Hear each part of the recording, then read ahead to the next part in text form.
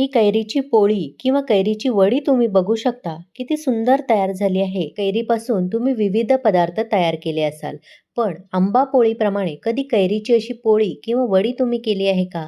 आज मी तुम्हाला अतिशय साध्या सोप्या पद्धतीने ही अशी मस्त आंबट गोड चटपटीत चवीची कैरीची वडी कशी करायची ते दाखवणार आहे.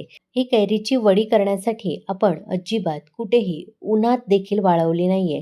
त्याशिवाय कोणताही अनैसर्गिक रंग देखील वापरलेला नाही. नैसर्गिक हिरवागार गडद रंग येण्यासाठी काय करायचं त्याची खास एक पद्धत सुद्धा तुम्हाला मी सांगितली आहे. चला तर मग चटकदार आणि आंबट गोड चवीची ही कैरीची वडी कशी बनवायची ते पाहूया.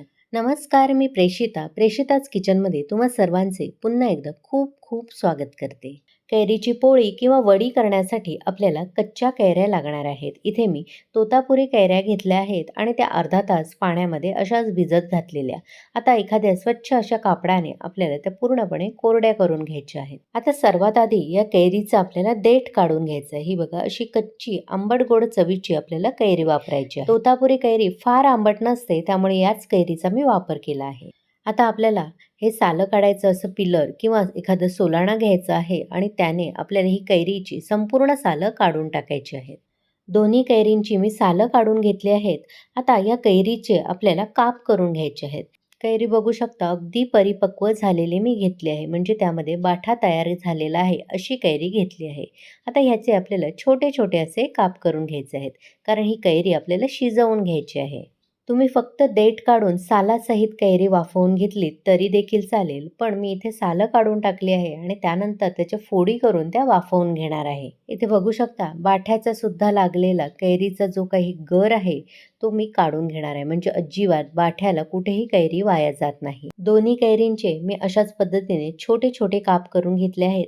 आता एखादा असा बाऊल घ्यायचा किंवा स्टीलचा डब्बा घेऊ शकता, त्यामध्ये आपल्याला हे कैरीचे काप घालायचे आहेत. त्यानंतर इथे मी एक स्टीलचा कुकर घेतला आहे, त्यामध्ये ग्लासभर तळाशी पाणी घालणार आहे. शक्यतो कुकर स्टीलचाच घ्या, ॲल्युमिनियमचं किंवा लोखंडी भांडं किंवा कढई शक्यतो वापरू नका. आता या पाण्यामध्ये एखादं स्टँड किंवा अशी एक प्लेट उपडी ठेवायची आणि त्यावर आपण हे भांडं ठेवायचं आहे, किंवा तुम्ही जर डब्यामध्ये ठेवलं असेल कैरी तर डब्याचं झाकण लावून घ्यायचं आणि त्यानंतर कुकरचं झाकण लावून घ्यायचं आणि या कुकरच्या आपल्याला 2 ते 3 शिट्ट्या घ्यायच्या आहेत. कुकरच्या 2-3 शिट्ट्या मी घेतलेलं आणि हे भांडं कुकरची वाफ जाईपर्यंत कुकरमध्येच ठेवलेलं.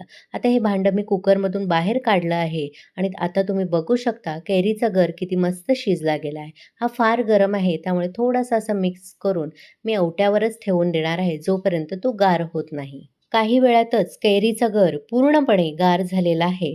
आता काय करायचं, एखादं मिक्सरचं भांडं घ्यायचं आणि त्यामध्ये हा शिजवलेला कैरीचा संपूर्ण गर आपल्याला घालायचा आहे.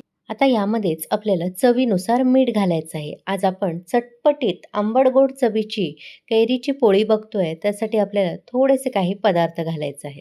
त्याचबरोबर इथे मी थोडंसं काळं मीठ घालणार आहे. आज आपण कैरीची वडी बनवतोय, पण ती वाळल्यानंतर अशी पिवळी धमक दिसेल तशी दिसू नये आणि छान कैरीची वडी आहे हे ओळखण्यासाठी किंवा कळण्यासाठी आपल्याला ह्यामध्ये हिरव्या रंगाची गरज आहे. पण इथे आज मी अनैसर्गिक हिरवा रंग न वापरता नैसर्गिक म्हणजे पुदिन्याची मुठभर स्वच्छ धुतलेली पानं घालणार आहे.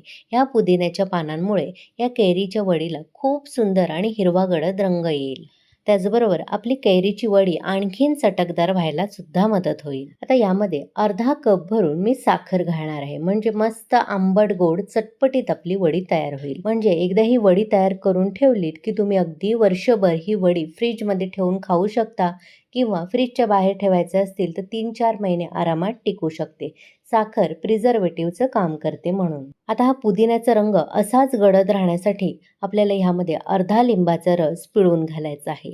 लिंबू सुद्धा प्रिझर्वेटिव्हचं सुद्धा काम करेल, वडीला छान चव देखील येईल आणि पुदिन्याचा रंग सुद्धा काळा पडणार नाही. आता हे सर्व घटक आपल्याला मिक्सरला चांगले बारीक फिरवून घ्यायचे आहेत. कुठेही यामध्ये जरा सुद्धा पाणी घालायचं नाही, असंच आपल्याला मिक्सरला फिरवून घ्यायचं आहे. इथे बघू शकता किती सुंदर रंग आला आहे, अगदी हिरवा गडद. आता एक मी इथे पातेलं घेतलं आहे आणि त्यावर एक अशी गाळणी ठेवायची आहे. त्यामध्ये संपूर्ण आपल्याला हे मिश्रण घालायचं आहे आणि एखाद्या चमच्याने असं मिसळून घ्यायचं म्हणजे गाळून घ्यायचं आहे. त्यामध्ये काही पुदिन्याची पानं किंवा कैरीचे तुकडे छोटे राहिले असतील, कैरीच्या ज्या आतमध्ये शेरा असतात, रेषा असतात, त्यासुद्धा निघून येतील. त्यामुळे आपल्याला एकदम बारीक अशी पेस्ट मिळेल. इथे मी हे मिश्रण गाळून घेतलं आहे. बघू शकता थोडीशी पुदिन्याची पानं राहिलेली. बाकी संपूर्ण मिश्रण व्यवस्थित अगदी मऊसूत आपल्याला मिळालं आहे. आता एक ताट घ्यायचं आणि त्या ताटाला एखाद्या ब्रशच्या मदतीने थोडंसं तेल लावून घ्यायचं आहे म्हणजे वड्या आपल्या ताटाला चिकटणार नाहीत. काही लोकं काय करतात, ही कैरी पुन्हा एकदा हे मिश्रण शिजवून घेतात. पण आपण आज पुदिना यामध्ये घातलेला आहे आणि पुदिना पुन्हा एकदा शिजवल्यामुळे त्याचा रंग काळपट पडू शकतो. त्यामुळे न शिजवताच आपल्याला हे मिश्रण असं तेल लावलेल्या ताटावर थोडंसं घालायचं आहे आणि फक्त आपल्याला असं पसरवून घ्यायचं आहे. पळीने किंवा चमच्याने करायला जाऊ नका. मी दाखवते त्या पद्धतीने गोल गोल ताट फक्त फिरवून घ्यायचं आहे.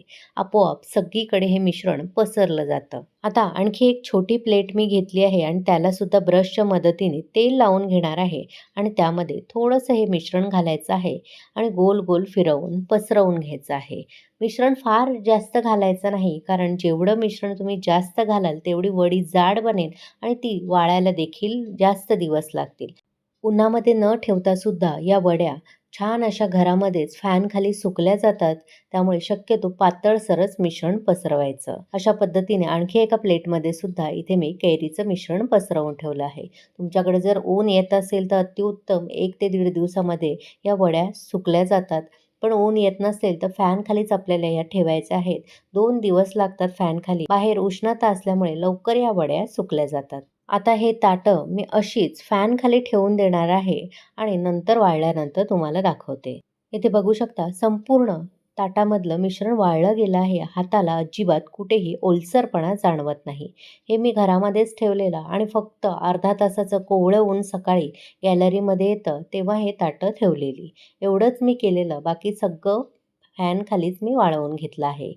आता एखादी सुरी घ्यायची आणि सुरीने ह्याच्या आपल्याला अशा कडा सोडवून घ्यायच्या आहेत म्हणजे अलगद आपल्याला पोळी सोडवता येईल. आता हलक्या हाताने पोळी आपल्याला ताटापासून अशी ओढून काढायची आहे. बघू शकता तेल लावल्यामुळे सहज आपली पोळी निघाली आहे. एक पुदिन्याचं पान इथे राहिलेलं मला वाटतं त्यामुळे ते थोडंसं यामध्ये आलं आहे.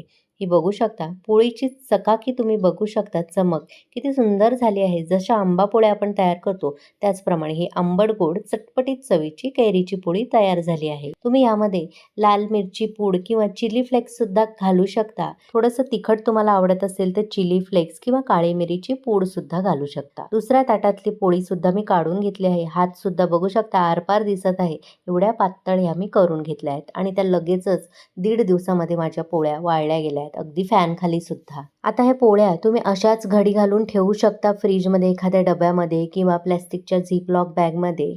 पण तुम्हाला जर असे रोल कट करायचे असतील किंवा दुकानामध्ये आंबापोळीच्या कसे चौकोनी काप मिळतात तसे करायचे असतील तर उभे आडवे असे काप करून घ्यायचे पोळीचे आणि मी दाखवते त्याप्रमाणे असे दुमडून घेऊ शकता म्हणजे छान असा रोलसुद्धा दिसायला सुंदर दिसतो. तुम्हाला असा रोलसुद्धा बनवायचा नसेल तर अशा उभ्या उभ्या पट्ट्या कापून घ्यायच्या आणि एकावर एक ठेवायच्या आणि त्यासुद्धा अशा आडव्या कापून घ्यायच्या म्हणजे सुंदर आपल्या चौकोनी ज्या आंबावडीच्या वड्या कशा मिळतात बाजारात तशा या कैरीच्या वड्या तुम्ही बनवू शकता.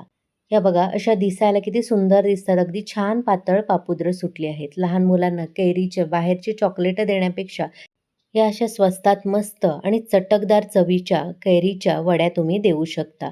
तुम्हाला माझी आजची रेसिपी कशी वाटली? थोडी जरी आवडली असेल तर एक लाईक करा.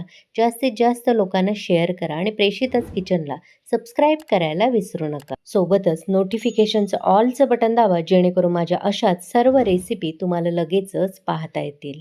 ह्यातली एक कैरीची आंबट गोड वडी तुम्हाला मी तोडून सुद्धा दाखवते. टेक्स्चर बघू शकता किती सुंदर झालं आहे. लगेचच अशी सहज हाताने ती तुटली जाते. तुम्ही सुद्धा नक्की करून बघा आणि कशी झाली ते कमेंट करून मला नक्की कळवा. चला तर मग पुन्हा भेटू अशाच मस्त स्वादिष्ट भरपूर टिप्स, अचूक प्रमाण आणि एखाद्या नवीन रेसिपीसह. धन्यवाद.